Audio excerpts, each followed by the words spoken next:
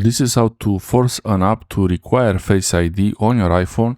If you have an app that you want to make sure it requires Face ID when opening it, it's very simple to do that. You long press on the app icon and then you see the menu here. You have this menu and then tap on require Face ID. And I have to confirm that I want it to require Face ID for Snapchat. This is in this case. And you can require Face ID or hide and require Face ID. In this case, all I need is to require Face ID. I don't need to hide the app. So like that, I can tap on require Face ID. But if you want to hide the app from the home screen, you can also do that. And now I have to confirm that it's me. So I get the Face ID enabled once. When I open the Snapchat app, now it's asking for Face ID and it's not gonna open the app until Face ID is confirmed.